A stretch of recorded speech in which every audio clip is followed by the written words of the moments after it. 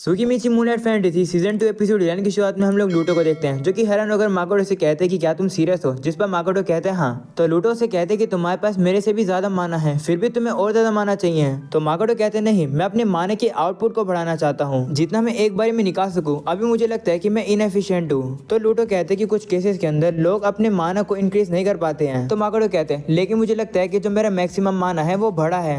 ये सुनकर लूटो से कहते हैं कि अगर ये बात किसी रिसर्च ऑर्गेनाइजेशन को पता चल गई तो वो लोग तुम्हें किडनैप करके तुम पर एक्सपेरिमेंट करेंगे। ये सुनकर माकोटो शॉक हो जाता है। तो लूटो से कहता है कि मैं जानना चाहता हूँ कि तुमने अपने मानो को कैसे बढ़ाया। चलो उस बात को छोड़ो, कैसे बढ़ाए हो। मेरे पास एक बुक है जिसमें ट्रेनिंग मेथड लिखी है माना से रिलेटेड, ये लो, पर मुझे ये नहीं पता है कि ये एफिशिएंट है या फिर नहीं। ये सुनकर माकोटो उस बुक को ले लेता है और उसका शुक्रिया करता है। तो लूटो से कहते कोई बात नहीं, मैं दुआ करता हूँ कि तुम्हारे समर वेकेशन अच्छे से जाएं। अगले सीन में माकोटो एवा के पास आता है। एवा उससे कहती है कि मैंने सुना है कि तुम समर ब्रेक में भी अपने स्टूडेंट को ट्रेनिंग दे रहे हो। तो माकोटो कहता है हाँ, मेरे स्टूडेंट्स काफी ज्यादा मोटिवेटेड हैं। जिस पर एवा कहती है कि ज्यादातर इंस्ट्रक्टर घर चले जाते हैं या फिर वेकेशंस पर चले जाते हैं, पर तुम अपोजिट हो। पर्सनली मुझे ऐसे टीचर्स काफी पसंद हैं। तो माकोटो कहते हैं शुक्रिया, वैसे तुम कह रही थी कि तुम मुझे जो बुक रेकमेंड करने वाली थी वो तुम्हें मिल गई है। जिस पर एवा कहती है हाँ, ये है वो बुक। उस बुक को देखकर माकोटो कहते हैं कि ये तो एक ऐसे है। तो एवा कहती है हाँ, तुम माना कि यूज के अंदर इंटरेस्टेड लग रहे थे, तो मुझे ये तुम्हारे लिए बुक मिली। ये यूनिक थ्योरीज पर बेस्ड एक ऐसे है। वो सुनकर माकोटो कहते हैं कि ये बुक तो इंटरेस्टिंग लग रही है, मैं इस बुक को समर ब्रेक में पढ़ने वाला हूँ। वो सुनकर एवा हंसती है और कहती है कि तुम तो बिल्कुल एक स्टूडेंट बन गए हो जो कि वेकेशंस में भी बुक पढ़ेगा।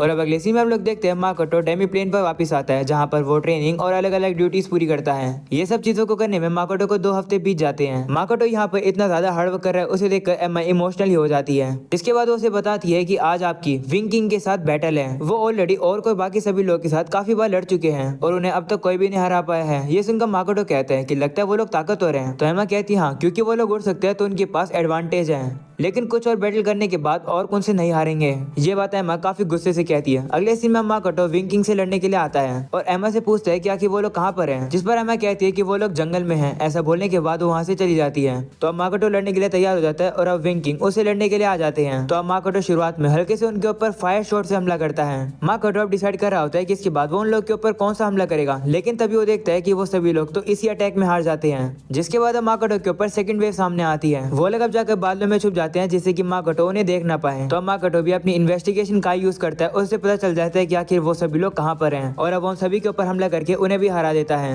माकोटो मन में कहता है कि एम्मा कह रही थी कि ये सभी लोग ताकतवर हैं, लेकिन ये तो बस उड़ने वाले टारगेट हैं। तभी माकोटो देखता है कि उससे लड़ने के लिए अब सीधा चीफ काकुन सामने आ जाता है और वो एक चिड़िया के ऊपर होता है। उसे देखकर माकोटो अपनी काय का यूज करता है और अब माकोटो को पता चल जाता है कि वो चिड़िया काकुन के लेफ्टिनेंट शोना है। ये देखकर माकोटो सोच रहा होता है कि वैसे विंग किंग एक बड़े बर्ड्स के अंदर ट्रांसफॉर्म हो सकते हैं, तो लॉन्ग रेंज के अटैक के साथ ये लोग कैसे डील करेंगे। ऐसा बोलने के बाद माकोटो उनके ऊपर फायर शॉट से हमला करता है, पर अब शोना बैरियर लगाकर उस अटैक से बच जाती है। ये देखकर माकोटो एक्साइटेड हो जाता है और कहता है कि मैं यही देखना चाहता था। तभी शोना अपने ऊपर एन्चेंटमेंट और विंड लगा लेती है, जिसे देखकर माकोटो सोचता है कि क्या ये लोग खुद को हराना चाहते हैं। तभी शोना आकर काफी तेजी से माकोटो के ऊपर हमला करती है, लेकिन माकोटो अपने हाथों से उसे पकड़ लेता है और उसे पकड़कर वो जमीन पर पटक देता है। इसी मौके का फायदा उठाकर काकुन माकोटो के ऊपर हमला करता है, लेकिन माकोटो भी उसके अटैक को डॉज कर देता है। काकुन अब पीछे हटकर माकोटो के ऊपर वापस हमला करने के लिए आ रहा होता है, लेकिन तभी माकोटो उसके पैरों के ऊपर हमला करके उसे नीचे गिरा देता है, जिसे देखकर काकुन डर जाता है और वो हार मान लेता है।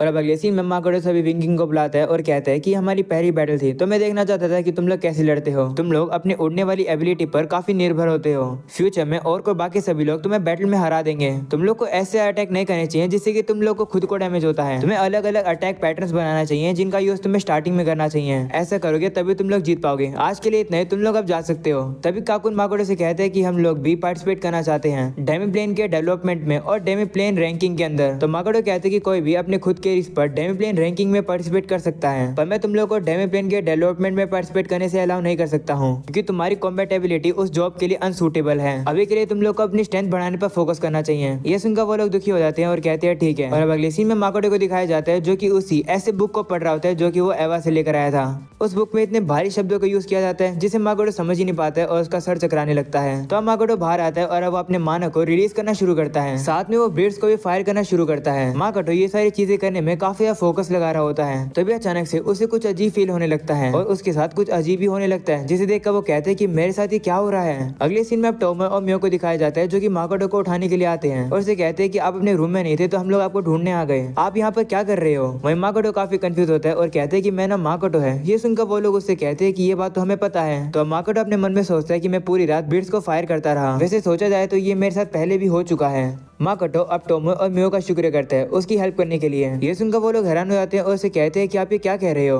तो माकोटो कहते हैं कुछ भी नहीं, चलो वापस चलते हैं। वहीं पर अब टोमो और मियो तो अब भी काफी ज्यादा कंफ्यूज होते हैं। अगले सीन में हम लोग देखते हैं मियो ने डिलीशियस खाना तैयार कर रखा है जिसे टोमो साके के साथ खाकर एंजॉय करती है। वहीं पर माकोटो भी उस खाने को खाकर काफी एंजॉय करता है। जिसके साथ हम लोग देखते हैं कुछ दिन बीत जाते हैं। माकोटो ने फाइनली सीख लिया है कि वो अपनी बॉडी के बाहर के माना को कैसे यूटिलाइज कर सकता है। माकोटो ने बुक में एक इनकंटेशन के बारे में पढ़ा था। इसे माकोटो अपनी कंसीलिंग काय का यूज करके अपने माना को छुपा लेता है, जिसके बाद वो इनकंटेशन को बोलना शुरू करता है। तभी माकोटो को एक लिक्विड जैसी चीज कवर कर लेती है जिसे देखकर वो कहता है कि क्या ये माना का फिजिकल फॉर्म है। माकोटो देखता है कि ये चीज तो उसके मूवमेंट्स को भी फॉलो कर रही है और अब इस चीज का यूज करके माकोटो ब्रिड्स को शूट करता है और वो ये कर भी पाता है, जिसे देखकर माकोटो कहता है कि मैंने सक्सेसफुली अपने बॉडी के आउटसाइड के मानों को यूज कर दिया, ये एफिशिएंट है। चलो देखते हैं कि इसकी सरफेस कितनी ज्यादा ताकतवर है। ऐसा बोलने के बाद माकोटो उस चीज का यूज करके एक पेड़ को टक्कर मारता है और वो पेड़ पूरी तरीके से टूट जाता है। पर माकोटो को उस पेड़ को टक्कर मारने का कोई भी दर्द नहीं होता है, जिसे देखकर माकोटो कहते हैं कि अगर ये चीज इतनी ज्यादा ताकतवर है तो मैं गॉडेस या फिर ड्रैगन स्लेयर से बिना सीरियसली इंजर्ड हुए लड़ सकता हूँ। डेमी प्लेन के लिए मैं हार नहीं सकता हूँ। अगर कोई मरेगा तो मैं मरूंगा। जिन लोगों को मैं प्यार करता हूँ मैं उन्हें कुछ भी नहीं होने दूंगा।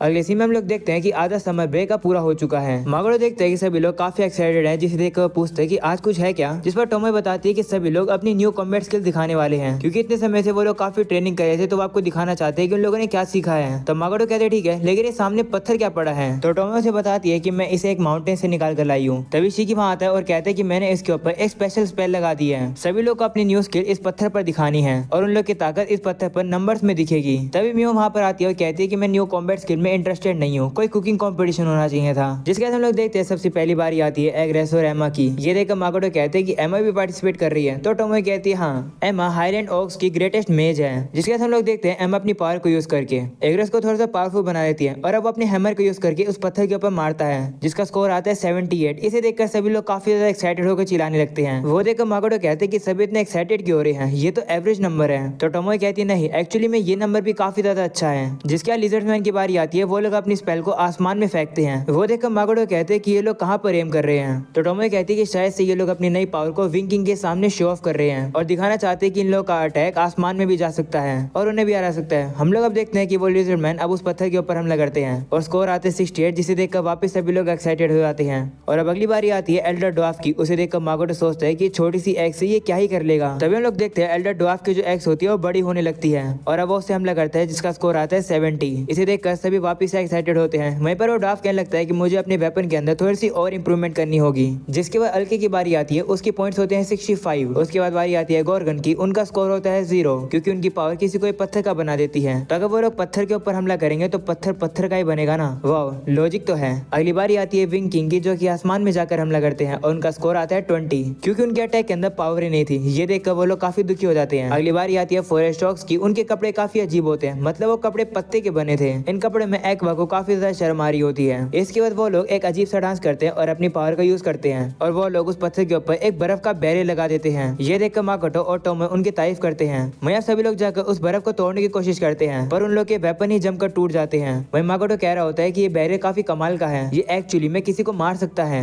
वहीं टोमो भी कह रही होती है कि इस बैरियर को तोड़ने में तो मुझे भी थोड़ा सा टाइम लगेगा, बैरियर के तौर पर ये नियरली परफेक्ट है। वहीं पर माकोटो अपनी काय का यूज करता है और देखता है कि ये बैरियर बिल्कुल भी परफेक्ट नहीं है और अब अपनी पावर को यूज करके उस बैरियर के अंदर आ जाता है और सीधा एक्वा और एरिस के पीछे आ जाता है। ये देखकर वो लोग हैरान हो जाते हैं और उसे पूछते हैं कि आप अंदर कैसे आए। तो माकोटो कहते हैं कि ये बैरियर कमाल का है, लेकिन इसके अंदर थोड़ी सी कमी है। ऐसा बोलने के बाद माकोटो उस बैरियर को हटा देता है और उनका स्कोर आता है 50 पॉइंट्स। जिसके बाद मियो सामने आकर कहती है कि अब मेरी बारी। वो सुनकर टोमो कहती है कि तुम तो कह रही थी कि तुम इसके अंदर इंटरेस्टेड ही नहीं हो। तो वो कहती है हाँ, मैं इंटरेस्टेड नहीं हूँ, लेकिन मैं इस अपॉर्चुनिटी को छोड़ नहीं सकती हूँ। ऐसा बोलने के बाद वो एक आर्मर जैसी चीज को बाहर निकाल लेती है और कहती है कि ये मैंने माकोटो की मेमोरी से बनाया है, मतलब मेमोरीज के बेस पे बनाया है। ये अभी भी एक प्रोटोटाइप है। इसे देखकर माकोटो कहते हैं कि ये तो हीरो सूट है, लेकिन ये अटैक नहीं कर सकता है और स्कोर तो कुछ भी नहीं आता है। अगली बारी हम लोग को पता चलती है कि शिकी की है। वो देखकर टोमो कहती है कि लगता है शिकी ने एक न्यू एबिलिटी सीख ली है, चलो देखते हैं कि वो क्या कर सकता है। हम लोग अब शिकी को देखते हैं, जो कि अब इनकंटेशन शुरू करता है और उसके पास एक तलवार आ जाती है, जिसे देखकर टोमो कहती है कि ये तलवार तो उसके लिए ड्वार्फ ने बनाई है।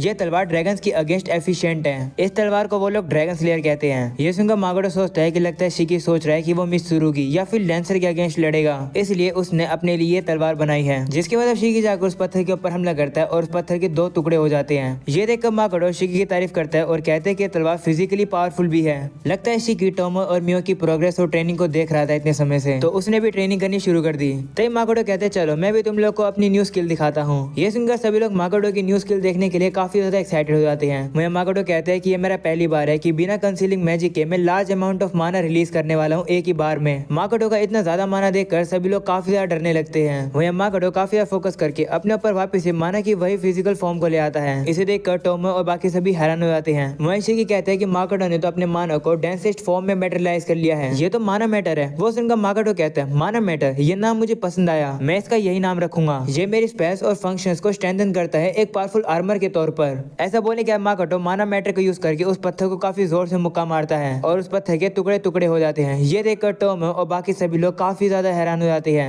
वहीं माकोटो पूछते हैं कि ये कैसे था, तब टोमो चिल्लाकर कहती है कि आखिर ये क्या था।